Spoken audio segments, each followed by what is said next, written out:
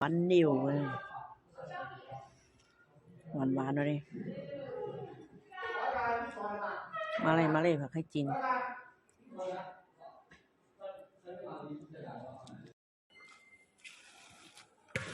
กินข้าวหุงเอาไว้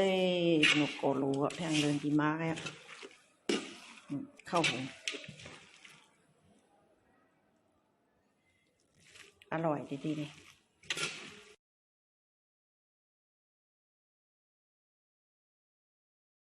กินปลาช่อนองจะช่อนใช้วะนั่น